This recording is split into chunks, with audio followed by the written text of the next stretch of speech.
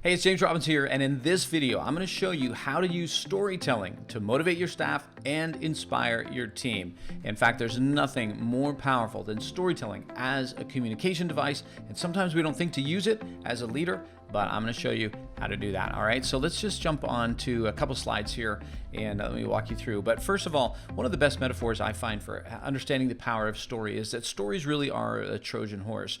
Remember the old story that was in the Odyssey about how the Greeks, they couldn't take the city of Troy, and after surrounding it for 10 years and not making any progress, what they did was they built a big wooden horse and they hid a bunch of soldiers in it and rolled it up to the city gates at the night. And in the morning, the citizens of Troy thought it was like, ooh, that's interesting. And they pulled it inside the city gates. And then once it was inside, of course, the soldiers came out the following night, opened the gates of the city, and the Greek soldiers came in and took the city.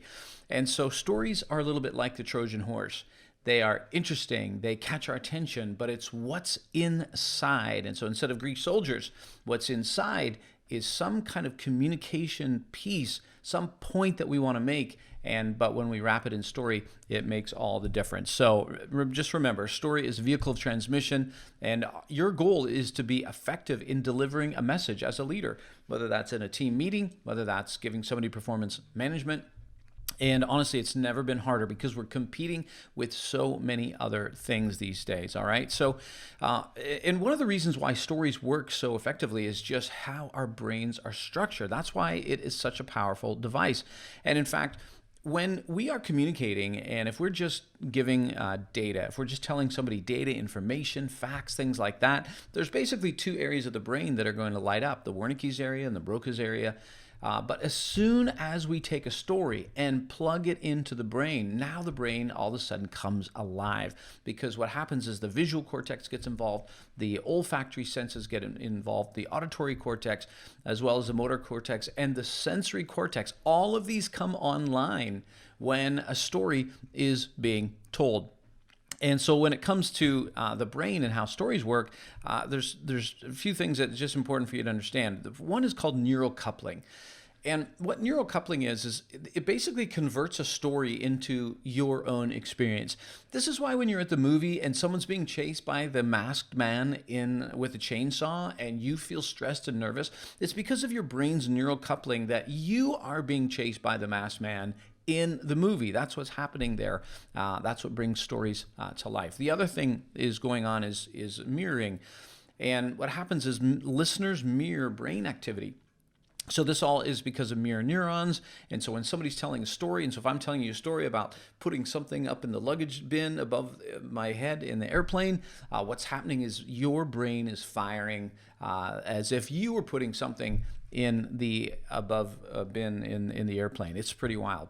The other thing is dopamine gets released when a person experiences an emotionally charged event, making it easier to remember. So when we hear stories, our brain is excited about that. And then finally, there's 5 extra areas of the brain that are stimulated during stories, and I showed you that already, okay? So it's just important to understand this is why stories are so powerful, is because of the way our brains have been basically built or evolved for them as a communication device. And here's the thing, though. Stories really transport us. They transport us someplace. They are the ultimate escape. They're like time travel. And all of that makes them so powerful for you to use as a leader. And so I'm going to just walk you through one quick framework that you can use with your stories. Obviously, there's many different ones, but this would be the most basic yet the most important for you to understand, okay? When it comes to story structure. So here's the thing. Good stories will have some kind of story arc. Now, whether this is a movie or whether this is a 2-minute story that you're telling at dinner with your family, and I'll walk through the pieces here, and as I do, you'll see them. You'll recognize these. But basically, every story is going to start with a setting, and that is pretty simple. It's just a character and a place. The brain needs some starting point to ground itself in. And so if you've ever had, I don't know, Uncle Larry, and he wanted to set the backstory that takes, 30 minutes, you don't need that. The brain just needs a character and a place. It just needs a place to start. All stories start there. But then this is what's really important. All stories need an inciting incident. This is a moment where everything changes. This is a moment that is typically, it's the "and then this happened."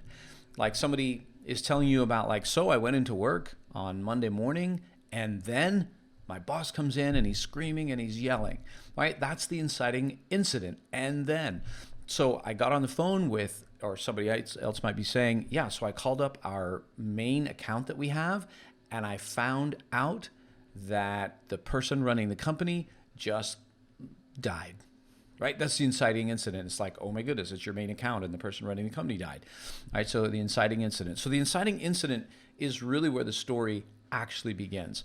And what the inciting incident does is it kicks off, in a sense, a new goal. Now there's a goal of the story, which also then leads to number 3, which is a problem. And stories need problems because it's what creates conflict. And this is where struggle happens. There's rising stakes. This tension actually creates the glue that holds people to your story. If you've ever had a friend that's telling a story and you're just like, this is so boring, it's usually because there's no inciting incident and there's no problem, there's no challenge, there's nothing, there's no rising stakes.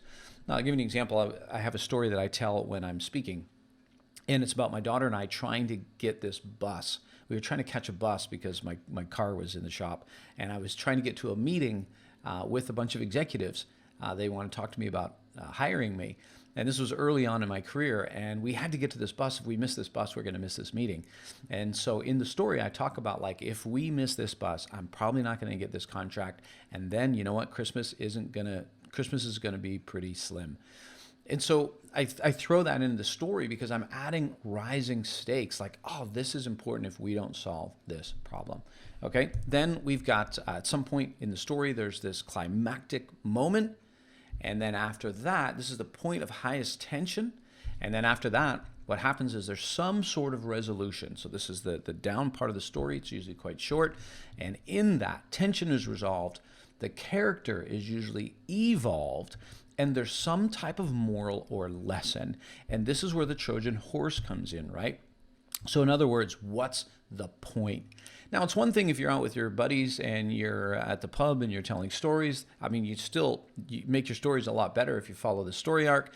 But when you are telling them as a leader, there should be a point to it, right?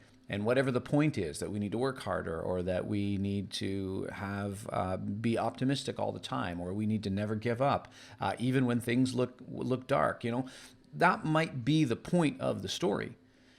But what the story does is the story magnifies that point, because you could tell them without a story, like, hey, always give it your best and don't give up even when things don't look good. Well, you could say that that's the point, but without the story that wraps it, it misses that charge, right? Again, it's just how stories are built. So that's how it works. That's how you would design a story. And like I said, storytelling for leaders is one of the most powerful things you can do. And if you would like to learn more about how to use storytelling in your communication, then I want to invite you to check out Storytelling for Leaders. It's going to show you how to motivate your employees, inspire your team, and communicate like a master by mastering the skill of storytelling. If you want to check out that course, then you can find the link right in the detail section below this video here.